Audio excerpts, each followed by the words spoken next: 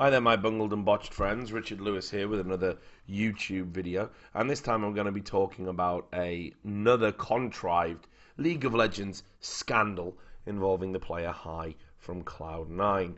Now, I'm pretty sure you know what I'm talking about. It would have been incredibly hard for you to miss it, but let's just assume you did. I will give you a summary. Cloud9 sort of caught everyone's eye at the World Championships in the first week, where they went 3-0 in wins and losses, respectively. This was after numerous analysts and numerous personalities, pundits, people on Twitter, had all basically written Cloud9 off and had even said that they might not even win a single game at Worlds. Anyway, this was done based around a very specific team composition. Moving into week two, as it turned out, they lost every other game from this point onwards. During a World Championship broadcast, the Fnatic mid laner Forbidden had to point out that they have indeed been drafting in quite a predictable way. Now, in the background, there was Hai, who was sitting down at a desk getting ready to play or whatever, and he raised the middle finger. That's this one here. I hope I haven't triggered anyone by showing you that. And it was caught by the camera, even though it was in the background. You had to super squint to put it on. It was like watching scrambled porn in the 90s. You had to really peer in to be able to see it. But see it you could. And, as you will tell from the title of the video, this caused Reddit to go into an apoplexy. Of course, this is a play on words of the shot heard around the world, which of course refers to the assassination of Franz Ferdinand. Now, everybody went absolutely so over the top, either one way or another. It showed the divide in the community that play League of Legends. On the one hand, you had the people who were like, it's just a middle finger. Are we not all adults here? After all, we want a bit of trash talk. We want a bit of banter in our esport. And it's ridiculous that nothing should happen. He shouldn't be punished. We should just completely just move on with our lives. On the other hand, you of course had all the people who have been indoctrinated into the Riot Games way of thinking, and what that means is that Hai has committed a grave and mortal sin, and he needs to be punished for it in accordance with Riot's rules. And indeed, he needs to set a better tone of behaviour, because he's a role model, obviously, de facto role model. Just happens like that. Only ever when you do anything wrong. You're never a role model when you're doing anything right. But and if he's not punished accordingly, I will have lost all faith in Riot. And these two people argued back and forth, and it was pathetic as it all sounds. Now, clearly, I am closer to the first group of people. It's a middle finger, please. However, this is the wages of sin, if you like. This is as you reap, you shall sow. Because Riot Games have spent God knows how many years and countless dollars and energy, and they've even stopped updating the game in a meaningful way because they'd rather focus on getting you all to behave. Now, when your audience is made up primarily of teenagers and young people, some not even teenagers, I would wager, from my solo queue experiences, they have a very limited frame of reference about what the real world actually entails. Indeed, one of the recurring phrases in this was, if Hai had tried to flip the finger at a job, what do you think would have happened? He is employed by Riot Games. Not true. He has a contract with them. Ain't the same. He has to behave a certain way. Even I know that, and I am just a 12-year-old pleb. So, here's the thing. You don't have any frame of reference, by the way, about the real world. It's not school.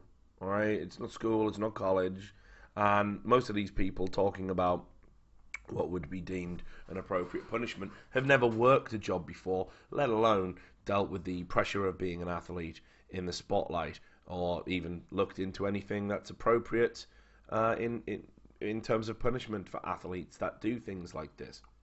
They're just kids. And I'll tell you one thing about them, and I've said it multiple times, and it is absolutely true, and you don't need a PhD to know this. that the human mind likes things to be fair, without necessarily understanding that fairness isn't always appropriate in all areas of life. Kids, you will notice this, it's a very childish outlook. If I get punished for doing X, when someone else does X, they must also be punished, regardless of context or anything else. They will whine about it. Why can't I get away with it? Why isn't he being punished for it? They snitch each other out because they want to try and establish this fair landscape. And that's what's happening here. You have a bunch of kids who are so saddened by their own lack of freedom in life that they would look to strip other people of those freedoms predicated on the fact they don't have them. That's it. That is the whole reason for why these League of Legends retards exist and flourish. And of course, they are propped up, supported, and dare I say, encouraged by the Riot Games system. Yes, here you go. Report everyone, rat everyone out. Did someone say something you don't like? Did he tell you not to build a certain way? Fine. Then we will eventually stop him playing. We will punish them. Your fifis are all that matter. And we must strive to have a fair and just environment for all, even the mentally feeble. So, as I said, as you reap, you shall sow. Now, here's where we get a little bit divergent, because if you are the type of person that gets offended by someone raising the middle finger, you are not equipped to deal with the real world. You have a problem. You are going to have more problems. If you cannot simply ignore it and get on with your life, dare I say, your short time in existence is going to be incredibly unpleasant and stressful. Most of us can just simply move past it, but whatever. But here's the problem.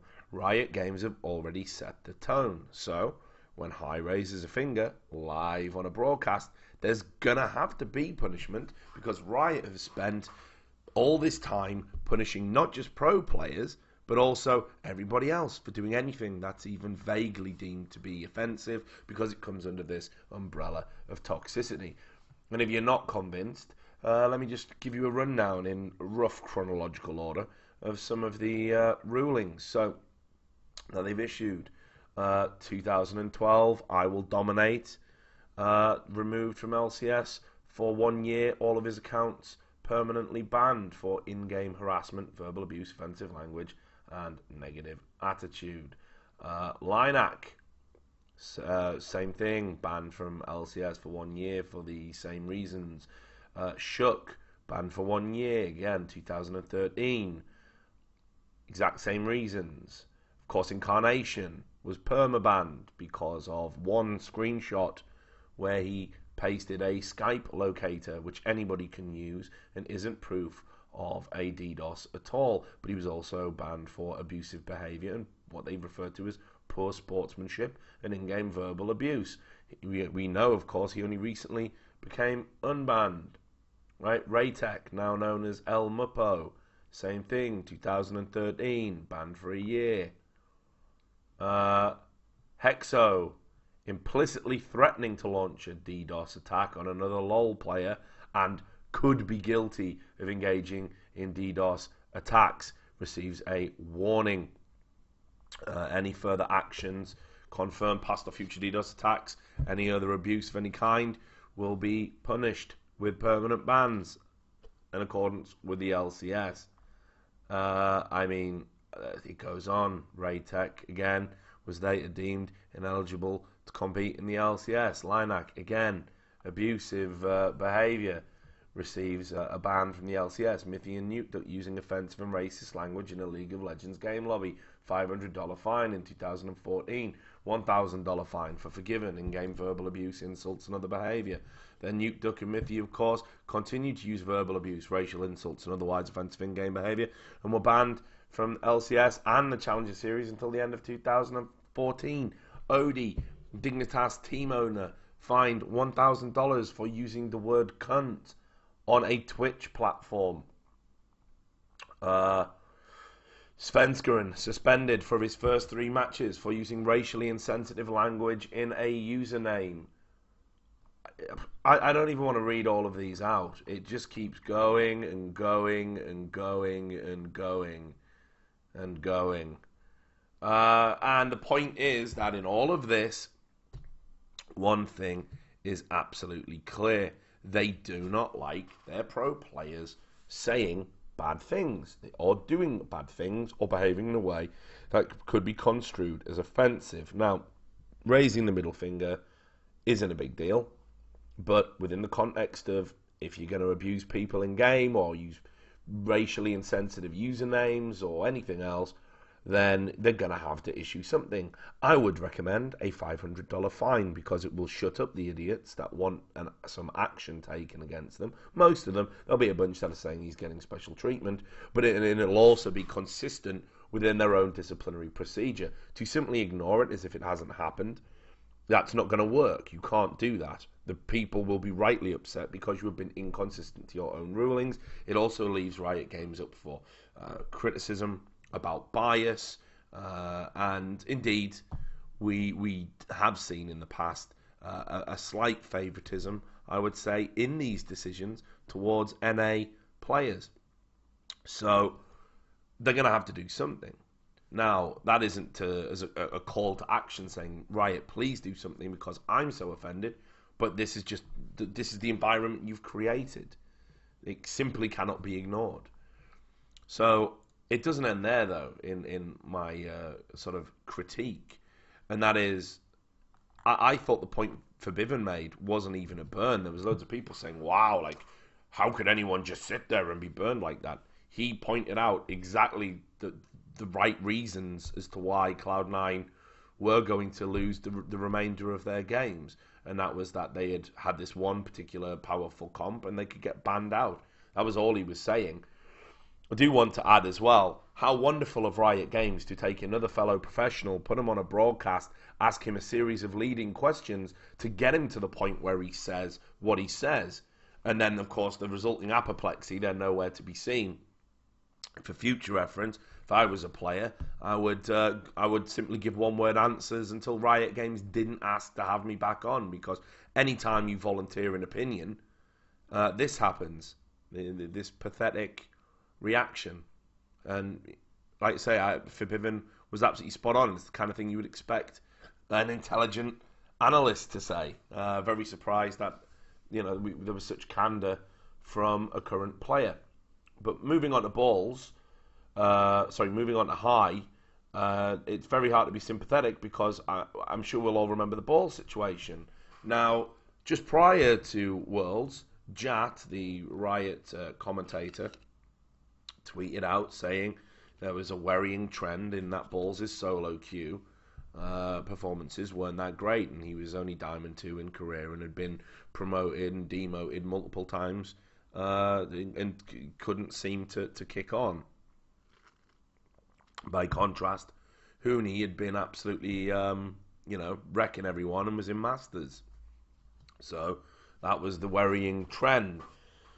Now, it's been subsequently deleted, but of course nothing's ever truly deleted from the internet. So High went on his blog to write about it, and we all remember, you can see my other video about this on the YouTube channel, all the pro players pushed back and said, this is a disgrace, how dare you criticize someone? What solo queue got to do with anything? And Jat had to come out like a little bitch and apologize. So, because Riot want to keep everyone's feelings in order, in place. So, High wrote a blog, subsequently deleted, no doubt at the behest of the Cloud9 management, because they don't want to be getting into it with Riot staff members, obviously. He said in this now deleted blog, which I will link to under this video, now I think there is absolutely nothing wrong with criticism, given that it's good criticism and given in the correct way. I think Jat is at fault for posting the tweet without relevant context to it. In the case he were to bring up past split performances and compare them as a reason to say that we will struggle, then I think that is fine. Solo queue is important as an indicator, but should not be your sole and main point as a reason as to why a player may or may not struggle. So first point there is he says, well, it's good to give criticism in the correct way. I'm guessing the correct way isn't to flip somebody off for making a perfectly valid point of analysis. And this is the other thing. You want to talk about a real worrying trend. It's this worrying trend where players sort of attack analysts and pundits and commentators for stating perfectly reasonable things and whining about it because it stirs the community up to hate them. If you cannot live in the spotlight, perhaps competitive sports isn't for you. It's the community in many ways you should be angry with, not the people simply doing their job in pointing things out. But again, I believe the correct way to give criticism would be to give a counterpoint, not to flip someone off for a bit of fun, just a point that you might want to ruminate over. And of course, doesn't even end there. He says, I want to bring up a few other things as well, such as people saying we should stay off Twitter and not bitch about people criticizing us. I feel that this stance is basically telling us fuck off, which is incredibly rude and ignorant. Well, my good friend, hi. You know what else is rude and ignorant?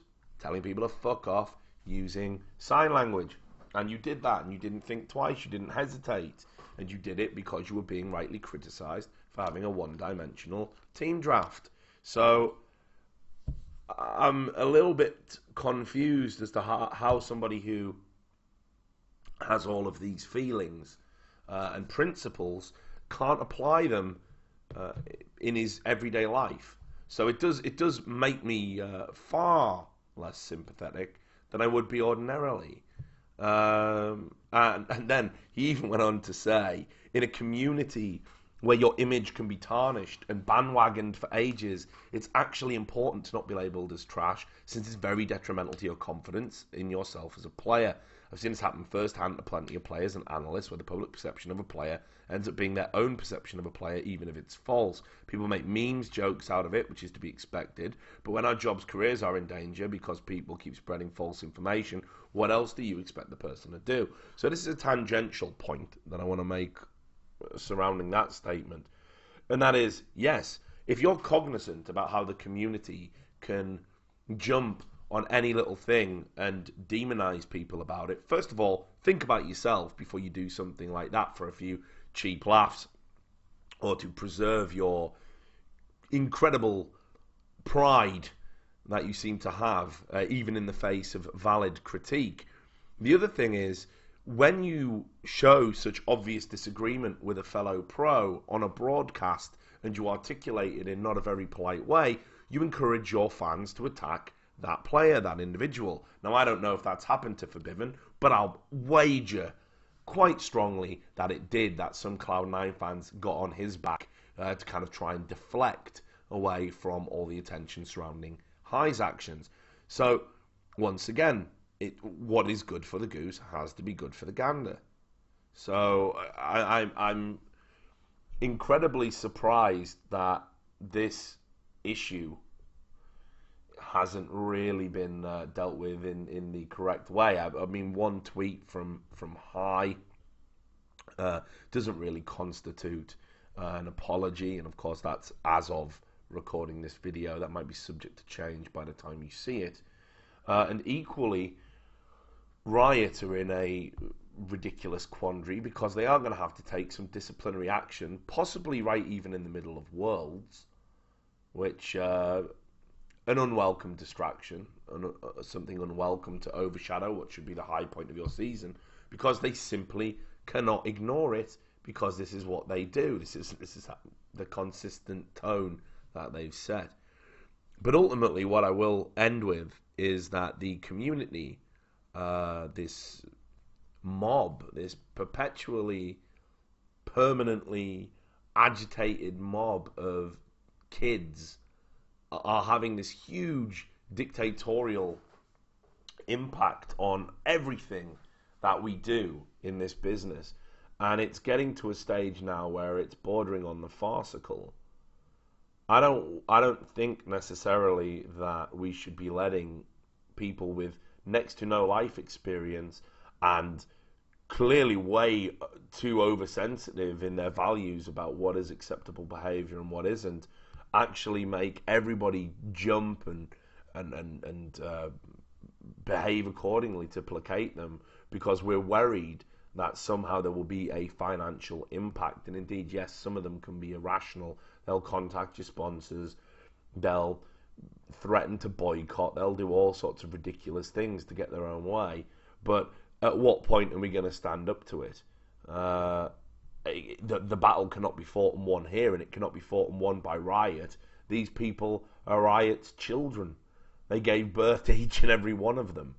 So just something to be mindful of moving forward. If you don't want to be part of the mob and part of the idiocy, well, don't just sit there quietly and let them do what they're doing. Maybe challenge them. Maybe push back against them. Maybe point out how ridiculous and stupid all of this is.